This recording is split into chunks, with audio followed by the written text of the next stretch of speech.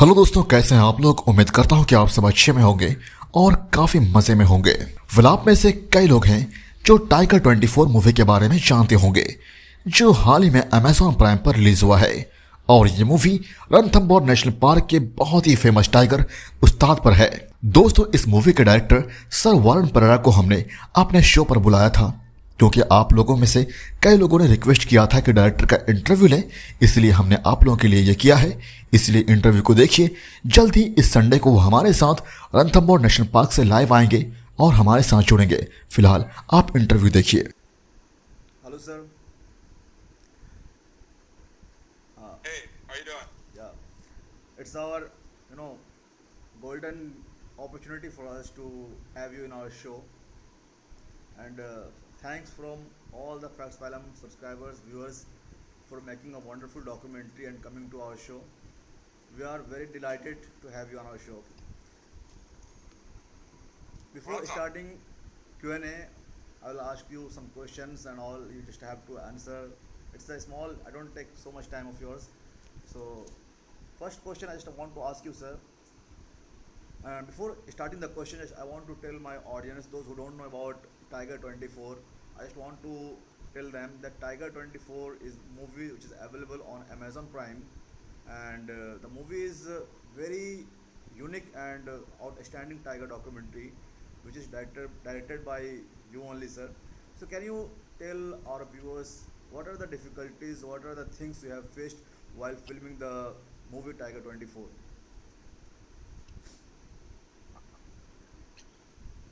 I mean, the difficulties initially were just, trying to figure out what I was doing because I was new to feature tiger documentaries, even though I was already a filmmaker. And also, initially, it was a traditional nature documentary on the behavior of a dominant male tiger. Yeah. So in those scenarios, you have to first locate the animal, and you have to hope that the animal exhibits some interesting behavior that you can record on camera that you can then show to an audience. Yeah. Obviously, in the case of T24, that was very difficult because he had a massive territory. He was a male, and so when you locate a male, generally they don't exhibit as much behavior as a female. But that was the initial problems. The problems got a lot worse when he became a sensation and he got removed for the alleged killing of Rampal Saini, the fourth attack. Yes, yes, And then, of course, the entire documentary changed. It became about this battle between the activists and the state government, and a little bit with the NTCA. It became very heated between parties who both wanted to be correct about whether or not T24 is a man-eater or not.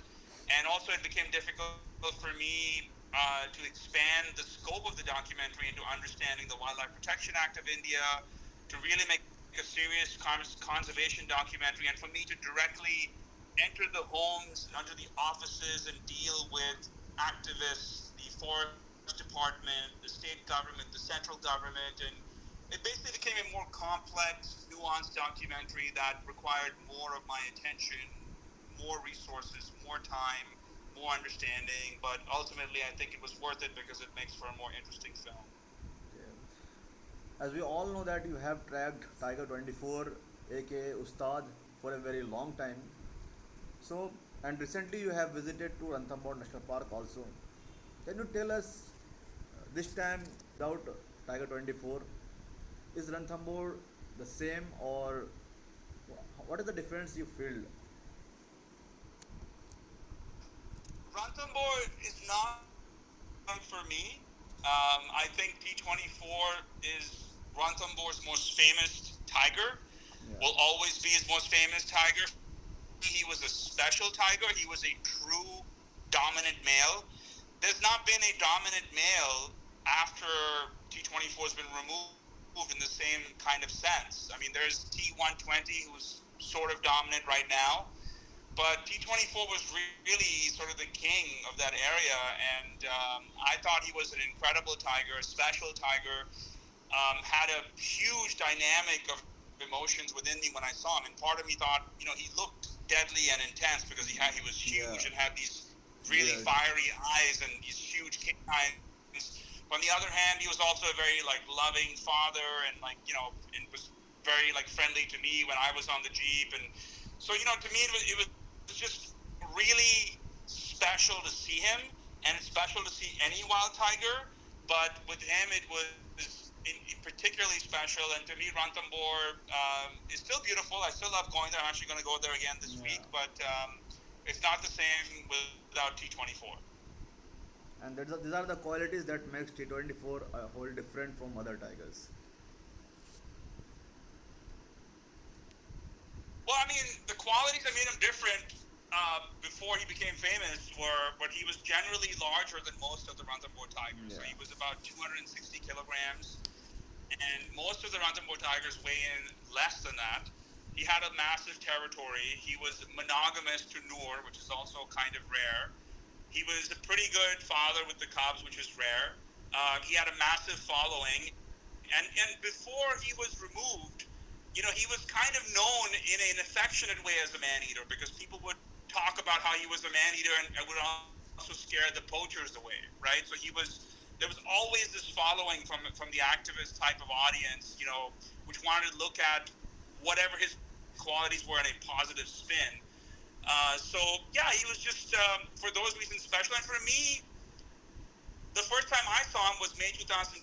He looked right into my camera, and I felt through the camera that we had some kind of connection. Now, I don't know if that's something I imagined or not, but I felt something special around him, and that's why I was able to follow him for all those years, because there's nothing practical or lucrative about following a tiger like him, but I just felt there was a connection, and I felt some higher force, power kind of guiding me to follow him, and so that's a big reason why I did the documentary.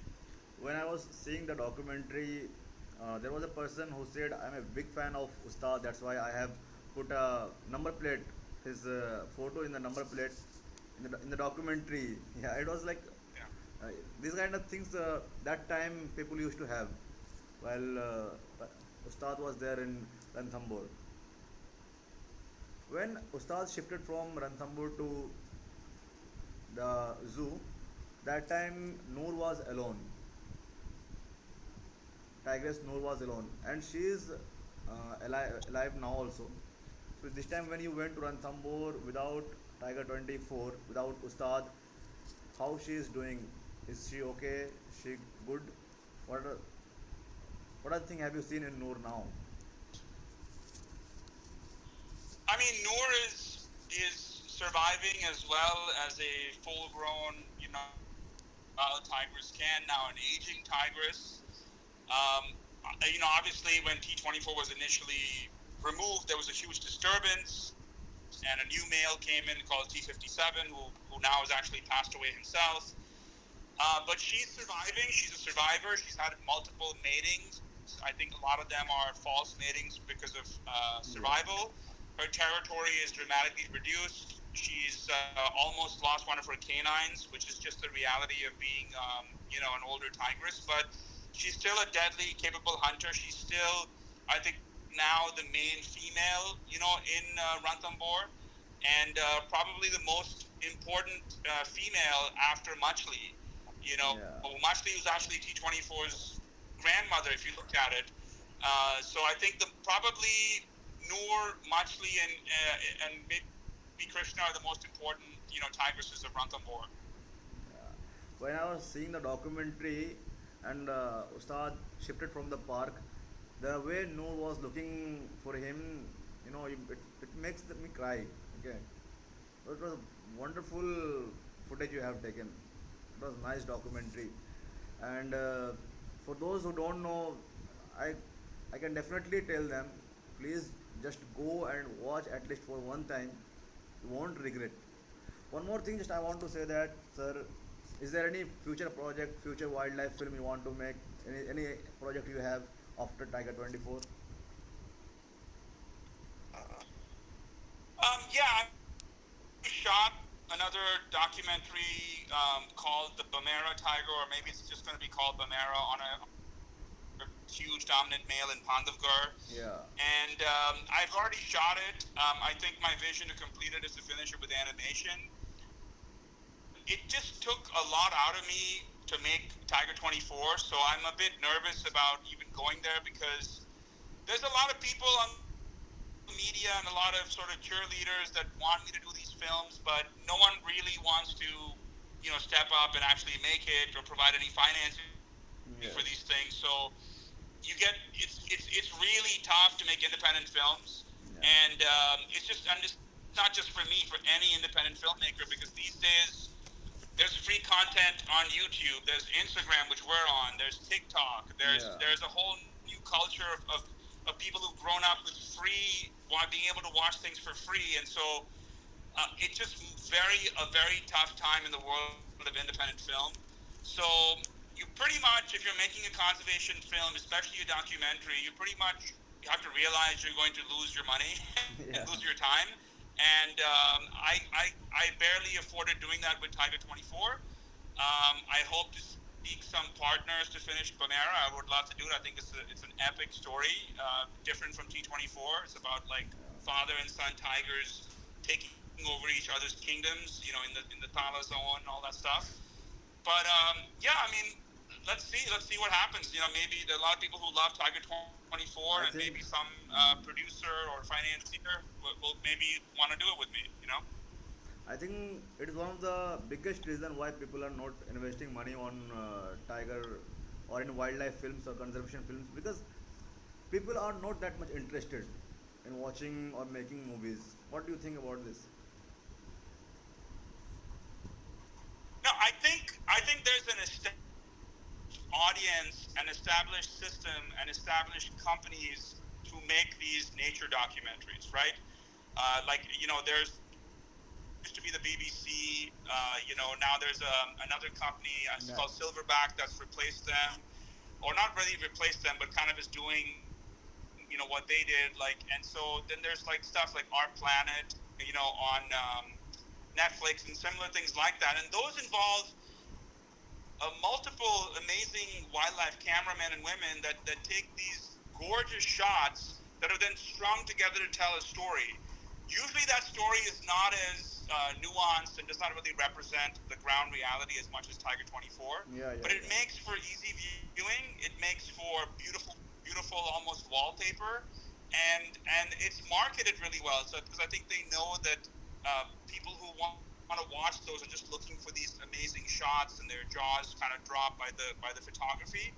I appreciate the photography as well, but I don't really learn much about conservation from those films, because if you look at the tiger films, for example, a lot of them will take a shot of one tiger and then string it together with another tiger from a different tiger reserve and make it one story. And to me, that would lack some authenticity. It's really hard to tell an honest story that way.